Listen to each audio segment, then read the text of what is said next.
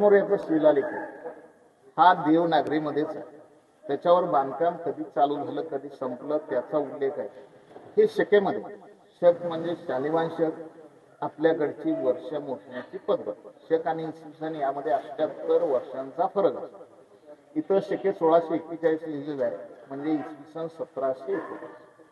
आणि मग खाली तिथी वगैरे दिलेली आहे. आपल्याकडे तारीख नव्हती, आपल्याकडे तिथी असायची. लवनामक संवत्सरे कार्तिक मध्य त्रयोदशी, म्हणजे 1719 हे बांधकाम चालू झालं. मध्ये श्रीमंत सौभाग्यवती विरुबाई साहेब असं नाव कोरलेलं. त्या कोण होत्या तुम्हाला सांगतो. तिसऱ्या दगडावरती हे बांधकाम कधी पूर्ण झालं त्याचा उल्लेख आहे. शके 1646, म्हणजे इसवी सन 1724.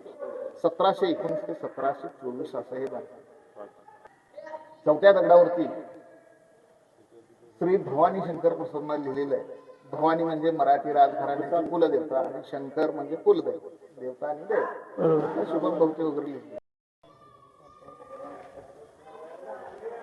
बांधकाम 1719 ते 1724 असं झालेलं आहे. छत्रपती शाहू, छत्रपती शिवाजी महाराजांचे सख्खे नातू छत्रपती संभाजी महाराजांचा मुलगा छत्रपती शाहू यांच्या कारकिर्दीत बांधकाम.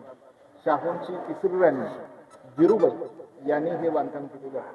तर शाहू महाराजांनी अखंड हिंदुस्थानमधून आंब्याच्या जाती गोळा करून या परिसरात सुमारे 3,500 आंब्याची झाडं लावलेली होती. ही टोटली आमराई होती. काही पेरूच्या बागा होत्या आणि त्या आमराईला पाण्याची व्यवस्था म्हणून विहिरीचे निर्माण, म्हणजे या विहिरीचा मुख्य हेतू आमराईसाठी पाणी असा होता. आता त्या काळी ही दाट झाडी होती. छत्रपती शाहू साधारण गोडन इकडे यायचे. या परिसरात ते शिकारीला वगैरे करायचे. इथं थोडीशी बैठक व्यवस्था, हा इथं ते विश्रांती घ्यायची. त्यांना कधी निवांतपणा हवा असेल त्याला ते इथे यायचे. इथं ते विश्रांती घ्यायचे. ही निवासाची जागा नाही, हे गुप्त असल्यासारखं ठिकाण. तसंच पहिले पेशवे जे आहेत बाळाजी विश्वनाथ भट, त्यांची एक राणी या गावातील होती राधाबाई म्हणून होत्या. थोडक्यात बाजीरावांची आईतली होती. बाजीराव थोरले बाजीराव ज्यांनी शनिवार वाडा बांधला ते, तर त्यांची आई या गावची होती. आता पेशवे म्हणजे प्रधान. पेशव्यांना कोणत्याही मोहिमेवर जायचं म्हटलं, महत्वाचा निर्णय घ्यायचा म्हटलं तर राजांची मोहर लागायची, म्हणजे आज अप्रूव्हल शिक्कामोर्तब. पेशवे सातारला येत होते तसे जावळी या गावामध्ये यायचे. पेशव्यांच्या आणि शाहूंच्या काही गुप्त गाठी भेटी, ज्याला आपण सिक्रेट मीटिंग म्हणतो, खलबत ती इथं झालेली आहे. पेशवे बाजीराव शिमाजी अप्पा या ठिकाणी येऊन गेले. आता हे ठिकाण असं आहे, या बाजूला चंदन आणि वंदन असे 2 किल्ले 7-8 किलोमीटरवर आहे. चंदनगड, वंदनगड.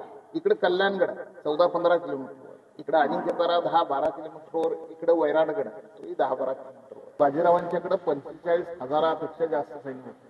तर सगळं सैन्य घेऊन ते काही किल्ल्यावर जात नव्हतं. इथं दाट झाडी होती, पाण्याची व्यवस्था होती आणि हे 5 किल्ले टप्प्यामध्ये. कुठूनही हल्ला जर झाला तर कोणत्याही किल्ल्यावर आपल्याला जाता येईल किंवा कोणत्याही किल्ल्यावर मदत घेता येईल. तर हा विहिरीच्या बांधकामाच्या वेळचा इतिहास आहे. ही उपविहीर आहे. उपविहीर म्हणजे हे साठासारखे हे काही खोल नाही. हे पाणी 7-8 फूट पाणी आहे. मुख्य विहीर इकडे आहे, बऱ्यापैकी खोल आहे. हे पाणी जे आहे ते 50 फुटापेक्षा जास्त आहे. आता 50 फूट ऑलरेडी आहे. हा, टॉप टू बॉटम साधारण 100 फूट आहे. 100 फुटाला थोडंसं कमी आहे. त्याच्या खाली पण असं आहे का काय? नाही, मराठीमध्ये एक म्हण आहे, इकडे 8 तिकडे विहीर. हा 8 विहीर. हा फुलासारखा पूल आहे. ह्याच्या खाली सुद्धा कमानी आहेत.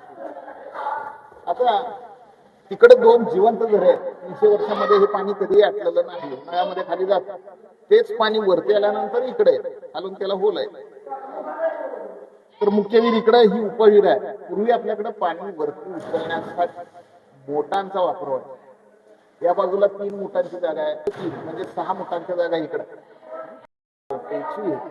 मोठ कशी चालायची हे वरती सांगतो तुम्हाला.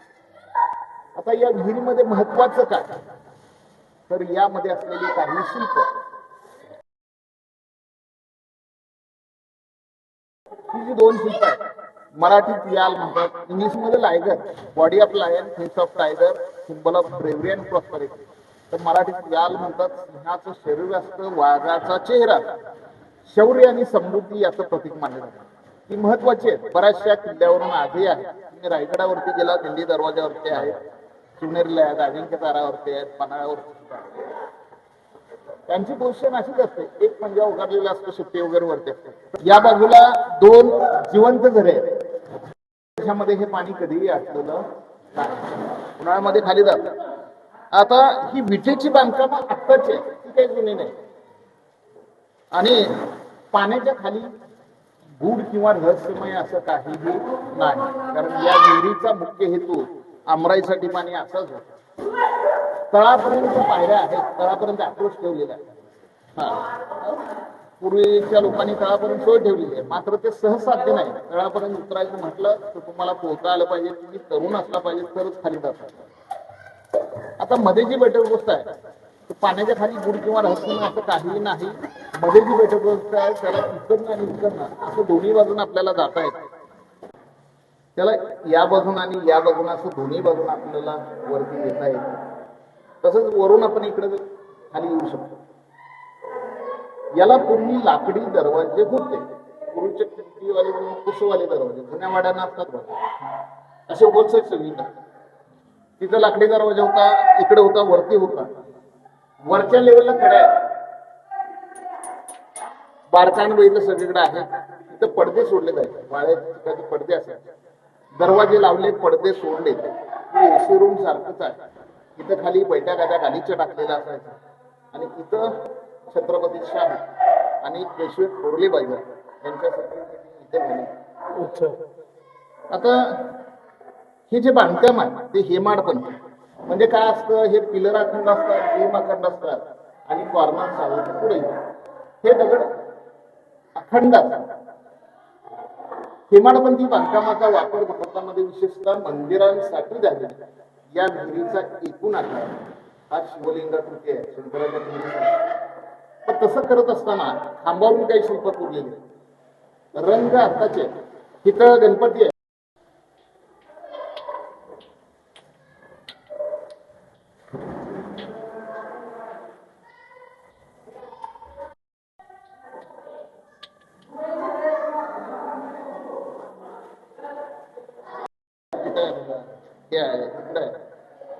त्यांच्या तोंडामध्ये मोठ्याची माळ, सौंदर्य आणि सुबत्ता याचं प्रतीक मानलं जातं. अलीकडे आपण वास्तुपुरुष म्हणतो किंवा यक्ष, ते हे आहे. म्हणजे या संपूर्ण स्ट्रक्चरचा भार ते पेलताय किंवा या संपूर्ण वास्तूचं जे संरक्षण करताय असं मानलं जातं. वरती कमळाची फुलं असतात, ते मांगल्य पावित्र्य याचं प्रतीक मानलं जातं. मग काही फुलं आहेत, काही शुभाची चिन्ह आहेत, काही शुभक अशा नक्षत्र. आता ही मुख्य विहीर आहे, वरती अष्टकोणी आहे. अष्टकोणी असताना मध्ये जे कंगोरे आहेत ना, त्या कंगोऱ्यावरती प्रत्येक कोपऱ्यामध्ये नागाचं शिल्प ॲट एव्हरी कॉर्नर. कोपऱ्यात बघा, प्रत्येक कोपऱ्यात आहे. तर नागाला हिंदू संस्कृतीमध्ये संरक्षक मानलं जातं, म्हणून ही नागाची शिल्प हे शुभचिन्ह आहे. आपण कोकणामध्ये जर गेला तर अशा प्रकारची रांगोळी ही देवी पुढे काढली जाते, किंवा पूर्वीच्या काळचं हे नवग्रह यंत्र. तर पलीकडची जी 4 शिल्प आहेत ती शलभ किंवा शरभ शिल्प, तर ती अर्थपूर्ण आहेत. अलीकडची 2 आहेत, त्यांच्या 4ही पायघडी हत्ती आहेत, ही वाघांची शिल्प आहे. वाघाला मराठीशाहीचं प्रतीक मानलं जातं, symbol of Maratha kingdom tiger. आणि हत्तीला मुस्लिमशाहीचं प्रतीक मानलं जातं.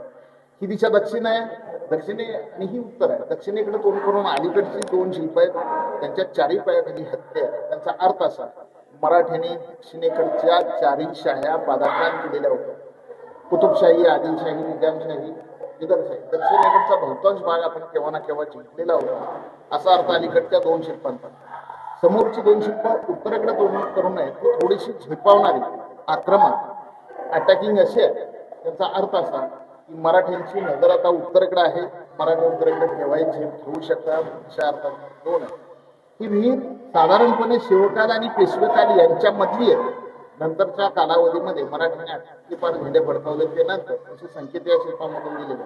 त्याच्यावरती छत्रपतींचं सिंहासन आहे आणि मोठ कशी चालायची आपण वरती बघू.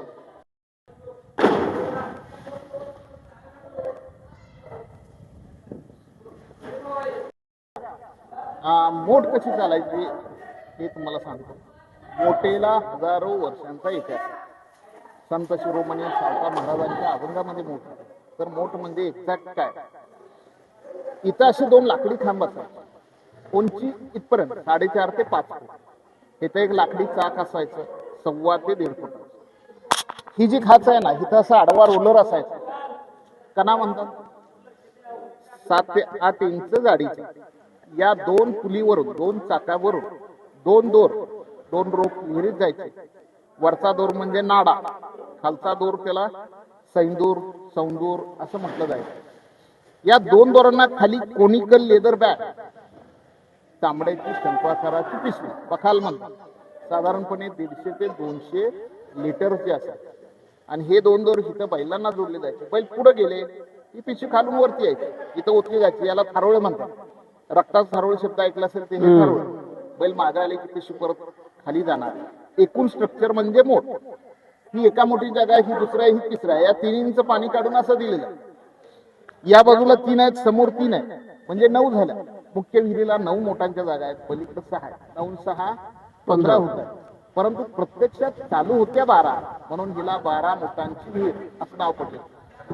हे छत्रपतींचं सिंहासन. आपल्याला छत्रपती शिवाजी महाराजांचं सोन्याचं सिंहासन ऐकून माहिती 32 मन सोन्याचं होतं असं म्हटलं जातं. परंतु बांधीव प्रकार कन्स्ट्रक्टेड टाईप महाराष्ट्रामध्ये 3 ठिकाणी अगदी असंच पाचाडलाय. तिकडे छत्रपती शिवाजी जिजाऊ बसायचे, या ठिकाणी त्यांचे नातू छत्रपती शाहू बसायचे. इथं बैठा गाद्या लोड तक्के असायचे, दोन्ही बाजूला अंगरक्षक असायचे, छत्रधारी एक माणूस असायचा. आणि इथं बसून ते स्थानिक लोकांशी संवाद साधायचे. ज्या वेळेला इथे सैन्याची छावणी असेल, तळ असेल, त्यावेळेला सैन्याच्या अडीअडचणी किंवा त्यांचा मान सन्मान ते इथे घ्यायचे. हा राज दरबार नाही, हे चावडीसारखं. 300 वर्षापूर्वीचं आहे. पारही त्यावेळेचा आहे. पारावरती महादेवाचं मंदिर. आता आपल्याला रवी सरांनी अतिशय चांगली अशी माहिती दिली आहे, त्याबद्दल आपण रवी सरांचे धन्यवाद मानूया. आणि रवी सरांचं इथे बारामोटेच्या बाजूलाच घर आहे. त्यांच्याकडे खाण्याची नाश्त्याची उत्तम अशी सोय होते. आणि ही जी आपण आता विहीर बघितली आहे ही साताऱ्यामधील लिंब गावामध्ये आहे. हायवे पासून तशी जवळच आहे, 3 किलोमीटर हार्डली. जर तुम्ही कधी आलात तर नक्की तुम्ही रवी सरांना भेट द्या. ऐतिहासिक वास्तूचा तुम्ही आनंद घ्या. त्याच्याबद्दल अधिक माहिती हवी असेल तर रवी सरांना विचारा. धन्यवाद.